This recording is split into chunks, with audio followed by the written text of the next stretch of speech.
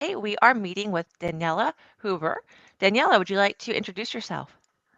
Absolutely. Thank you so much for the invitation. Thank you so much for having me here. I'm Daniela. I'm from Switzerland. I'm a shaman. I'm a Kabbalah apprentice also. And I work a lot with people in leadership who are already in leadership or they're creating a team. They're at the point where they're just stepping in. Nice, nice. Thank you. I'd love to have you. So thank you for joining. All right. So you said that you work with people in leadership, but you are a shaman. Can you tell us a little bit about how you got into shamanism? Yes.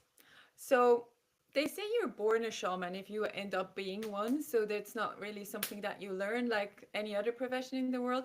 And that was true to the extent that since my birth, I grew up Christian. I was raised fundamentalist Christian actually, but since I was little, I communicated with the plants, with the animals. I did like little ceremonies for myself sometimes. Like I would write letters and then burn them to create space in my life, like intuitively. And I had what they call the vivid imagination, which in shamanism is actually an ability, it's psychic. It can be psychic.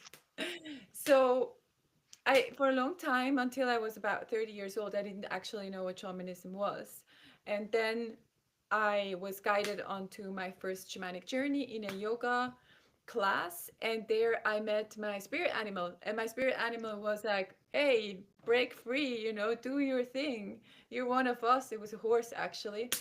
And I did that, and I moved from Switzerland to the States. I lived in New Mexico, gave birth to my son there, and I started learning first from Native Americans in North America, and then Peruvian shamanism, and then Essene shamanism, and now I'm initiated into the Kero tribe, and I'm getting initiated into the Kabbalah by a shaman as well. So that's the big story.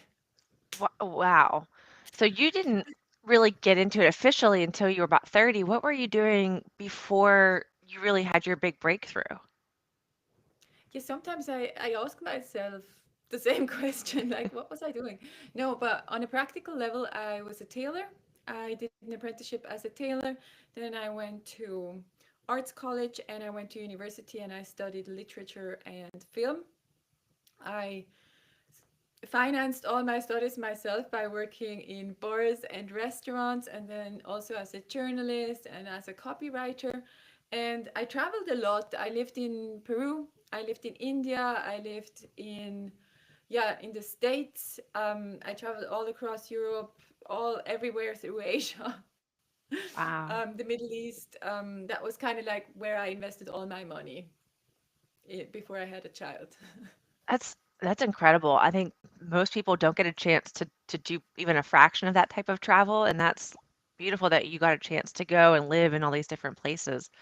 Um, so, It's oh, so, valuable.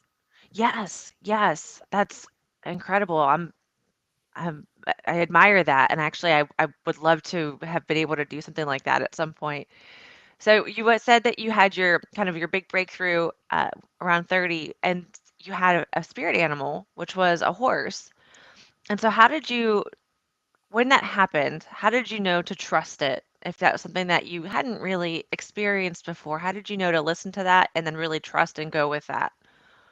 I love that question because it's a question that I get from so many people, where they question themselves. And they're like, how can I trust that what I see is real, Um, it's a different physical somatic sensation if you think of something and you imagine something, or if you actually go into the unseen realm. It's like a completely different sensation. Like, um, when you see ice, you feel cold and you might feel goosebumps, you might smell the ocean. And it's actually a really somatic experience. And you also realize if you're surprised, because something comes where you're like, no, I didn't think that, that wasn't my first go to. And that's also in the healing sessions, it's really important to me. And I know, with every healing session that I give, by the end, I'm going to be in a place. that I could not have imagined before with this client. And that's how I know um, we're really doing the real deal. I love that, and that's true. I got into spirituality within the last couple years, and when I try to get in touch with my different clairs, and so clairvoyance, clairaudience, I always have a hard time understanding if it's real or not because I've always been Mhm, very logical. And so when I have these thoughts, I'm just like, oh, it's just my brain thinking random things. But then, like, but why did I think that thing? Like, it was mhm, completely far off from my thoughts. I wasn't thinking about that at all. So where did that come from? And it takes a little while to get used to picking up those intuitive hits that happen if you're not used to reading them that way. Because I think when I first got into it, I thought that when you have these types of messages, they would be more clear. And they're not just like words like go mhm, do this or hey, yeah, here's this thing. They're much more you have to interpret them. And mhm, if you're not aware of that, it's really easy to dismiss them as just random thoughts or things that just kind yeah, of happen. And so how many of us are ignoring our intuition because we don't know how to hear it, how to read it the way that it needs to be read. And do you have any advice for exactly. folks on how to to let I can't think of what I want to say, but like let go of I our know what you conditioning mean. to do it. Yeah, there's two tricks. One of them is to train sensing. That's something that I do with every one-on-one client or in every ceremony for a certain amount of time, where you spend like 15 minutes well, 15 minutes a day, where you just sense and just first sense, your skin, your inner organs, your body. How does it feel? Maybe describe it out loud. Then go to your the scent, the taste, the smells, and you're gonna realize, hey, I do actually taste something in my mouth, even if I haven't had a meal in 2 hours. There's memories in my mouth, and then, of course, like the ears, the sounds, the hearing, and lastly, the vision, because we tend to just really run to the vision and be like, oh yeah, there's this crystal ball, I see something, but we have so many other ways of actually sensing, and those are the clairs that you were talking about, and we can train these and we learn to decode them. Like, what does it mean if I have goosebumps in my neck, for example? Probably doesn't mean that I'm cold. It's a message that my body is trying to send me. And that's one thing, train that. And the other thing is, we have to understand and remember that the mind is a computer and it always wants to make statistics from the past. So we have to actually really use our brain to reflect on our experiences, on our lives, um, on our opinions or beliefs, but not send it into the future because it can only work with the past. So, kind of like give the brain something to do that is really useful, like self-reflection, and not let it try, control, and form the future, because otherwise we're in the same loop forever. Yes. Yeah, Yes. those are the two tricks. Thank you. And I agree with that. And that's something that I learned as well is that our brain, and it's also wired to keep you safe. And so new things like spirituality, since we are conditioned to be in the human form, when you start to get back in touch with your higher self and your original self, your brain is like, no, no, no, no, no. And it wants to fight those pulls to different things because it's like that's we don't know what to do with that. We don't know how to make sense of it. So let's block Hmm. it and keep moving forward. But it does, it keeps you in a loop. And I really like the Hmm. way that you said that. And it's hard sometimes to break free, to get back in touch with everything else that's trying to get our attention. Yeah. So now you mentioned shamanism and that you learned different types and you went to different places. Is shamanism different from place to place? Is it something, if you had to explain shamanism to someone who has never heard of it, doesn't know much about it, how would you explain it? Yeah, I love this question because it's just impossible to really explain it, I think, but I try again and again. Anyway, shamanism, essentially, yes, it's different from place to place. but it's it's actually the law of nature. I also don't really see shamanism as very spiritual. In shamanism, there's no difference between the spiritual world and the material world.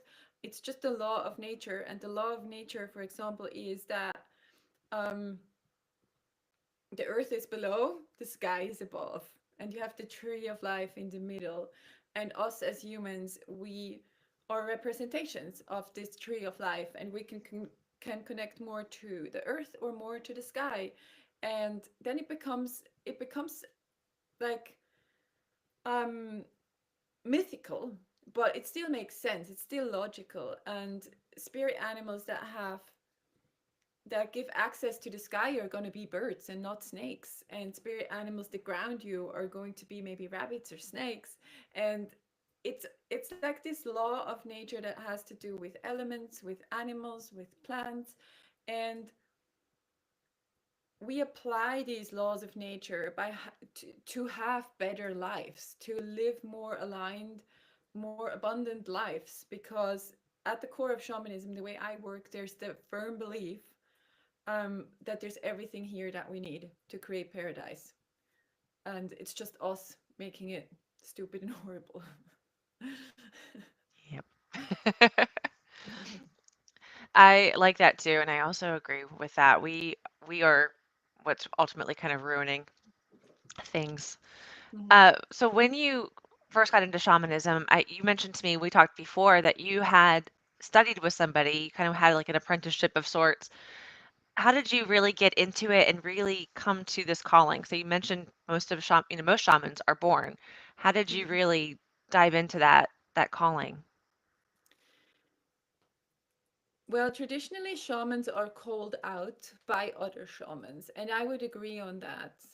It's almost like we're recognized by somebody and they call us in and they start training us one on one. That's the traditional way. It's not through a webinar or anything like that. Not really a school where you apply and you pay a lot of money. The way it happened with me was actually I found a shaman who wanted to work with me because I was not doing well. After the birth of my son, I had a really difficult relationship with his father, and everything was hard in my life. I had problems with money, I had problems with eating, with the sleeping, and somebody else might have been like, okay, I need a therapist, but because I knew so much about shamanism, I was like, okay, I need a shaman. So I found this woman and I asked her if she would work with me. And in the first sessions, she said, you're a shaman as well. Like, I'll help you, I'll get you out of this, but you are a shaman and you can do this, you know? And then she started training me. And I was actually the only person she's ever trained at that point. Now she's taking students, but up to that point, she always said she doesn't want apprentices or anything. But then she called me out and she was like, no, this is Daniela. I see she has to do that. So I'll do the thing. And then we did that. Yeah, human to human. That's great. And I love Yeah. too that after you finished, she decided to continue to teach others. Hmm. That's awesome. Yeah. Yeah. Good. Good. So you mentioned that you work with leaders, and one of the questions I had asked you was originally when we first talked was how do you get people in leadership in a very, more corporate dominated and more of a logical kind of industry to work with a shaman, which might seem a little bit more woo woo or flighty. And one thing I loved is that you said to me was that shamanism is not some woo woo bullshit. And so that you kind of want to help blend the two. And so can you just share a little bit more about that? Because I think that's what I really want to help get across is that Hmm. spirituality, shamanism, different things outside of the day to day don't necessarily have to seem woo woo or, spacey. Yeah. Exactly. No, shamanism to me, and the way I learned it, is in no way woo woo. It has nothing to do with, dogmatic spiritual um, beliefs where we suddenly have to float above the ground and wear flowy clothes and chant om or something. Nothing against that. There's nothing wrong with that. But shamanism is very logical, in my opinion. And I believe it's the key to actual to balance and peace. And I like working with people in leadership because I believe it's where it's needed the most. And I'm not that much interested in working with people who do ecstatic dance and chaos ceremonies, and they're already like doing all the things and talking to their plants. It's like, cool, you're already doing your thing. Um, what I really like is working with people who actually have a vision, they have a team, they have motivation, they know they're in a place in their hero's journey where they're already actually serving and they're not in the victim mode or in the child mode. They're really like, no, I have something to give, I have something, I want to make an impact or I want to make money. That's also okay. And I believe that's where this kind of balance is needed the most. And the way I reach these people is usually once I start talking to them, they realize I'm not that woo woo. I'm not like they realize that their concerns were like unnecessary because, yeah, they can go and drink a beer with me too. I'm like a normal person. And I understand leadership. My zodiac is Leo, and I'm in positions of leadership in so many areas of my life, even though I don't have 100 employees or something, but I can pick up that vibe and like, merge it with logic and also some magic, like some the sparkles that we do need in life. And that creates trust. And that's how it usually happens. Excellent. I like that a lot too. So how do you find these folks? Are they finding you? Are you finding them? So how do you even get started? Instagram for the Okay. biggest part. Instagram or word to mouth. That happens a lot as well. And on Instagram, the people that find me are usually the people who they're coaches, they're therapists, they're entrepreneurs who have already been told by someone that they should go and work with a shaman. And then they kind of scroll around and they're like, who would I want to work with? And because my slogan is like no more bullshit. I don't do like the bullshit, oh no, it's all okay, spirituality. And that's what attracts a lot of people, or what attracted a lot of leaders who started working with me, that they were like, no, I have a goal, I want to get there. I don't want to um fill it all with flowers every day. I just actually want to achieve a goal.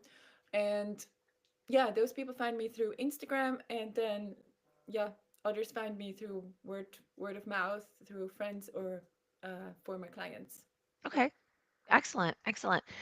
And what types of things do you do? So if they say, I need a shaman. I have a goal, but I want to reach a higher level. What types of things do you do with them to help them? And I'm sure it's different for each client that you have, but can you share a little bit about any of your techniques or tools that you have that you're using to help folks achieve their goals? Yes, one of them is, and that's the most potent, is my one-on-one work where I exchange voice messages from Monday to Friday with my clients, and they get one healing session a month. And what they get through these voice messages is really profound shadow work, because I can track their subconscious and I can show them what's going on behind the scenes. Um, I work with voice because we have to liberate the voice, and so many problems or so much healing already happens once we're actually able to talk about something without being judged. And then I really encourage them to write down what they want to write down, so it becomes a somatic experience and we don't type anything into the phone, so it's just voice exchange. And what I do is I really give them all the tools that I have as a shaman that are safe for them to apply according to which experience they have in their life. So that would mean that I record shamanic journeys for them, that I tell them what kind of ceremony they can do and how they can do it. Um, and then I'm available for questions if questions come up after they did it. And then that's part of their toolkit that they can use for the rest of their lives. It's not something that they can only use with me, or that is like my copyright or something. That's universal. And in the healing sessions, I do a lot of clearing. I do a lot of like soul retrievals, get soul pieces back, trauma work. And I think what's really important, or what makes this work so potent, is that it's a loving container. It's me and this person, and I trust this person. I know they know what they're doing, and I support them in their path. And I'm not a mentor or coach who's like, no, I don't think you should be doing that, and your dreams are unrealistic. I'm like, no, I'm your biggest cheerleader as well. And that's just because this work is based in real, authentic love. And that's what makes it really potent as well. That's beautiful. And I And think then everyone needs a cheerleader like that. oh, yes, so very much. We need more cheerleaders, more community. Um, yeah, speaking about community, I also have a community channel, and that's a subscription based mentoring program that people enter into a community. It's on Telegram, and there are messages every Monday, every Thursday, and people can ask questions. They can exchange in a group, and it's a similar thing, but it's like a group container, and it's a lot more affordable, of course. Okay, So, yeah, excellent. And then at the end, what we'll do is I'll ask where people can find you, and then we'll put that information in the notes as well. So if people are interested, they can check that out. Excellent. So you mentioned that you help people with their shadow work and helping them to retrieve like different pieces of their lives and past lives. As a shaman, are you able to see that with people and see maybe what is, I won't say what's missing, but maybe where they're having these gaps or what might be missing or what might be broken that is preventing them from achieving their success in this current life? yes, that's the most important part that I see that. Um, and sometimes it's an uncomfortable part that people don't want to see. Hmm. Sometimes it's a part that they're not safe to, it would be too painful to do that by themselves, because they might have to address childhood abuse or something like ancestral trauma, including all kinds of triggers. And that's why it's important. I mean, we can do a lot by ourselves, but that's why that kind of work is also, it's important to be held sometimes, to be like, Hmm. to have your cheerleader there, and your shaman who's like, no, you can do this. It's okay. It's going to be fine. Yeah. No, I have a lot of thoughts. That's why I'm having a hard time putting my words together because my brain is thinking like five different things. Um, when you do that, do you have to get in? I guess my question is, can you do that with just anybody? So like right now, if you're talking to me, can you feel and see that with me, or do you really have to get into a space where you are connected with that person and do anything to be able to see that? I mean, if I'm not super tired, or if I've already had like 3 glasses of wine or whatever, I can do it at any point.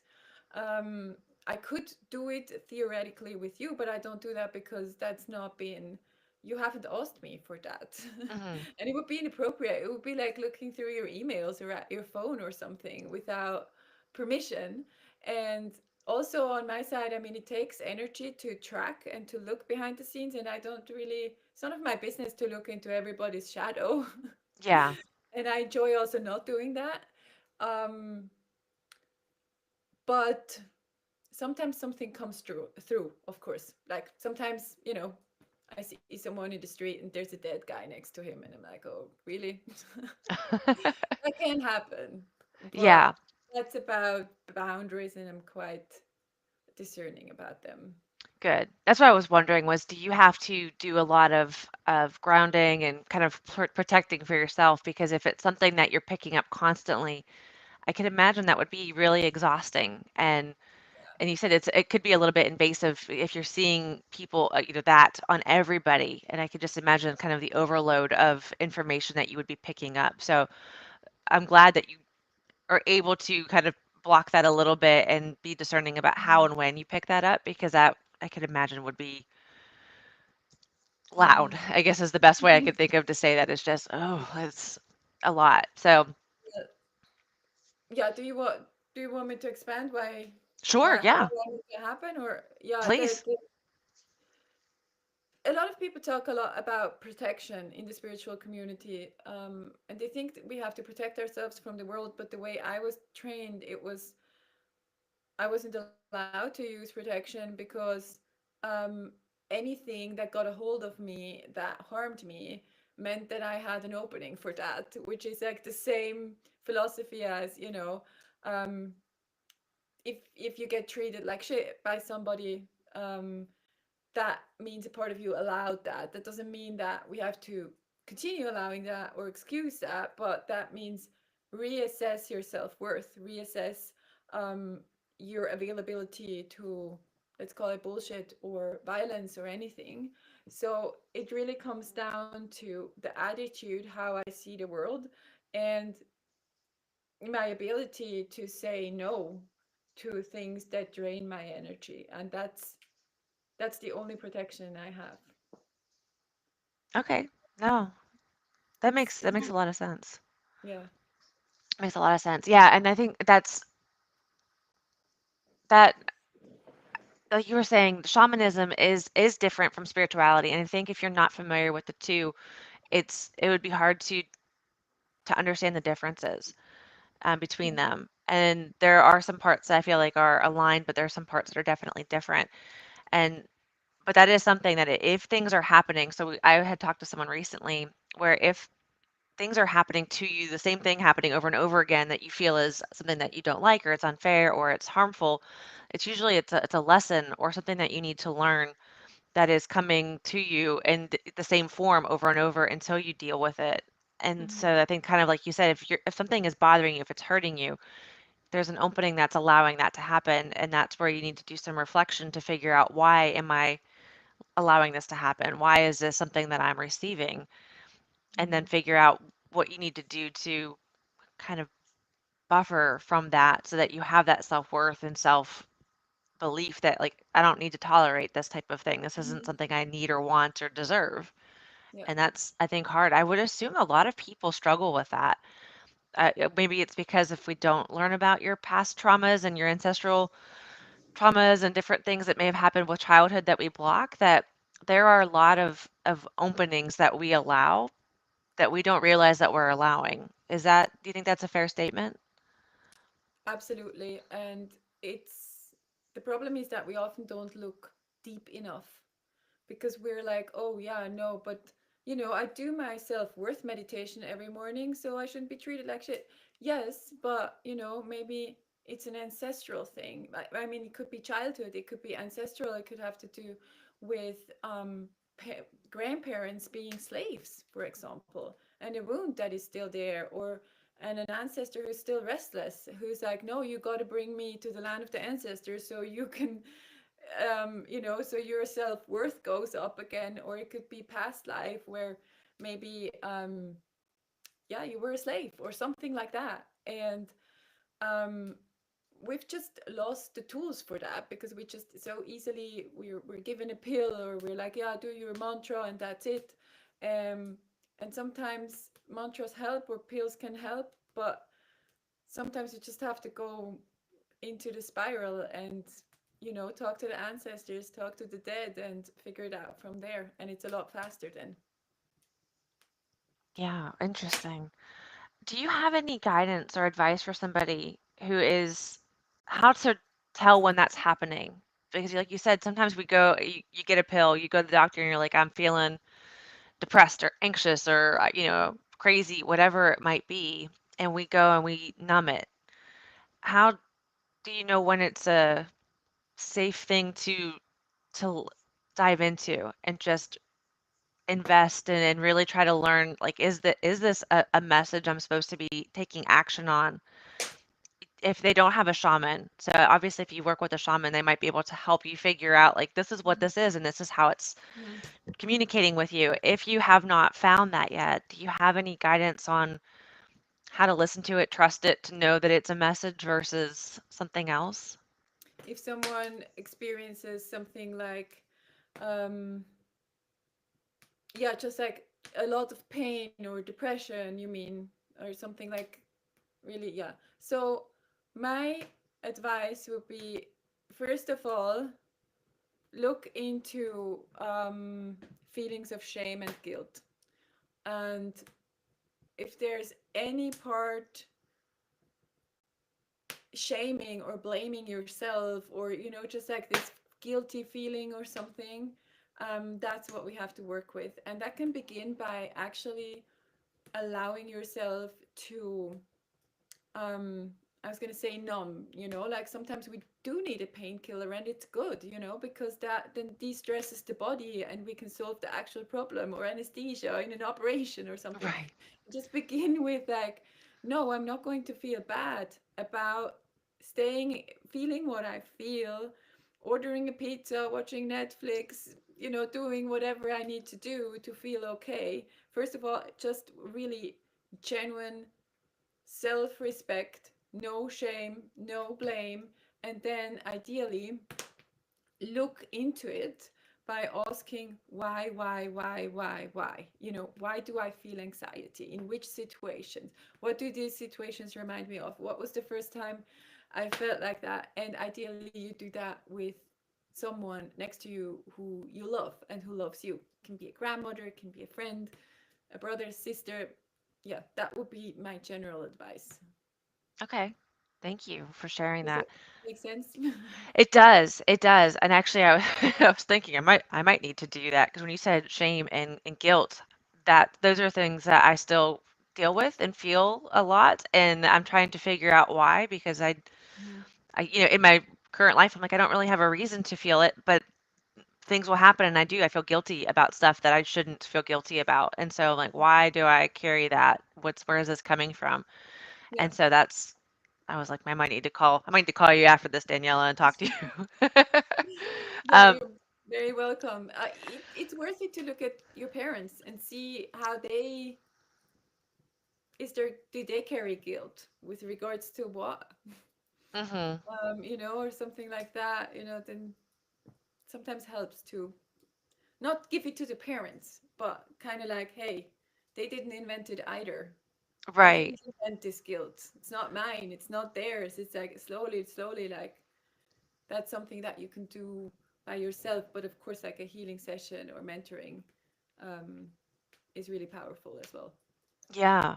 Yeah, and I love what you said about not giving it to them. I think sometimes what we see is a lot of people blaming their parents for how they are, what's going on in their life currently. And sometimes it is. Sometimes the parents have actually inflicted some type of harm that yes, they should be held accountable for that. But sometimes it's that they were doing the best that they could with what they had and what they were carrying as well and what their parents brought to them. And so when you look back, you really can't point fingers because they're carrying their load and they're doing the best they can and they're going Yeah, through life for their first time as well. And so but if you are recognizing that and it's kind of your responsibility to stop the cycle yeah, and heal it. So if you're at a point where you're like, "Oh yes, they had it, I have it. How do we not keep carrying this into the future? So what can hmm I do now to help fix it, to heal it hmm so that we can move forward?" hmm And that's I think a really powerful place to be. yeah. Um, man, I have so many thoughts and questions for you, but I want to be mindful of your time as well. So, so you mentioned working with leaders. Is there anything that you want people to know in particular that if they had any questions for you, if there's anything like one thing that you really wanted to share to make sure that people heard and knew from you today, what would that be? Well, if you feel like conventional coaching or therapy or spirituality or just life in general doesn't go deep enough for you, then it's time to call me or another shaman, maybe, but like, um, there's so many tricks, and follow your heart, listen to your intuition, to your senses and everything. But if you feel like this is something deeper, this is in a different timeline, this is in a different dimension, then yeah, hit up a shaman. And is there an easy way to find shamans? Is it something, are there a lot of you out there? Because I think that's something too, if maybe in modern day and current, business, it might not be something that people are aware of. And so are there a lot of shamans out there that are doing the type of work that you're doing? Yes, but they're generally really bad at marketing. That's fair. You have the most horrible websites, no SEO, horrible pictures. There are many, and you can go about it by just Googling shamans, and then remote healing session or remote work, and then your topic, like for example, childhood trauma or sexual healing or something like that. Yeah, that's a good way to start. Okay. Excellent. Excellent. Thank you. Yeah, I imagine if you are really good at what you're doing, sometimes the marketing piece is not the priority. And that's something that don't judge a book by its cover. They might have, sometimes they have really fantastic, not so much shamans, but people might have Mhm. really amazing marketing, but they don't have the skills to back up the marketing that they're doing. And sometimes Yeah. the marketing is terrible and you think, "Oh my gosh, their website's awful. They must be no, it's typically that they are really so good at what they're doing, but they don't really know how to put it out there into the world because Mhm. it's not that's not their forte. And so Yeah. don't necessarily judge a book by its cover if it's out Mhm. there. But um, thank you for sharing that. Um, you mentioned too earlier that shamans are born. If someone, how does somebody know that they might be a shaman? I know you mentioned too that shamans usually tell other shamans and help to identify them. Is there anything that you would recommend and say, like, if you're feeling a certain way, that maybe it's something that you look into, or is it one of those if you have it, you know it? I would say if you have it, you know it, and you're probably doubting it. Okay. It's not something where you think, oh yeah, I might become a shaman, and then you don't, or something. It's usually there's like this drive, or like this almost like probably when you want to be a musician or something, and you're like, how can it even work, how am I going to make money with this, and am I really able to do this, or like, there's a lot of self-doubts. Usually not everybody, but that's something that is, I would say, just normal. So if you feel like that and there are self-doubts, don't take them too seriously, and just work with a shaman and find out and see what they say. Okay. And how long? It takes a long time though, doesn't it, to become a shaman? There's a lot of years of learning. It depends. The way I did it, it was 3 years. Um, I offer I offer trainings at the moment that take 1 year, but that's just the in-person stuff. They have to work with me before, and they usually do work with me after, so it ends up being about 3 years. Um, there are places where you can do it within like 1 year, but you can't usually don't get into these places unless you've done a lot of work before, like years of work of different shamanic work. So Hmm. yeah, it's going to be some years, but it's what shapes your entire life anyway. It's not something that you usually have to put time aside for, except maybe to make a fire for a ceremony. But other than that, you're just going to do the dishes differently, you're going to make love differently, you're going to drive your car differently, you're going to pay your taxes differently, and it kind of like becomes one with life itself, which is really convenient. Okay. Excellent. Excellent. Thank you. So you mentioned that you have a kind of a group collective. How can people find you if they're interested in learning more about working with you or just about what you do? How do they find your information online? So on Instagram, you find me as mountainshaman.daniela. And in the web, my website is danielahuber.com.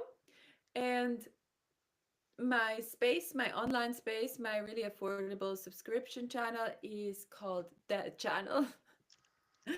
So on my website, you're going to see it. It's in the header, it says That Channel, and that's it. You're going to see reviews and descriptions and pictures. And if you have questions, send me a message. My contact info is there. Or send me a DM on Instagram. Yeah, wherever, just reach out. But it's Excellent. Daniela Huber. Yeah. Okay, excellent. And I will make sure to put all of that in the show notes for folks so that you can find Daniela after. Daniela, thank you so much for taking time today to chat about this and share this with folks. I think again, many people may have not known about it, heard about it, considered that this is an opportunity or possibility to work with someone like you, and you don't have to be like you said, you actually prefer that they're not already somebody who's doing any kind of spirituality or talking to plants and talking to the animals, that somebody who might be a little bit more closed off to it, who is thinking that maybe this is something that they need. So somebody who is in Mm, leadership, who has a vision, but wants to work better with their team and wants to get more connected with maybe their higher purpose, it's a good mhm. candidate to work with you. So if it's something that you've not ever heard of or are considering, definitely check it out. And again, we'll have the links below for you. But thank you again so much for sharing that. I think this was a really beautiful conversation and just a lot of really good information for people to hear. Thank you, Erica. This was so much fun talking to you, and thank you for your awesome, interesting questions. I love answering questions, so Well, thank thank you. you. Thank you. All right. Well, folks, we'll catch you next time on Stumbling Forward, and I will talk to you soon. See you. All right. It's done recording. Thank you.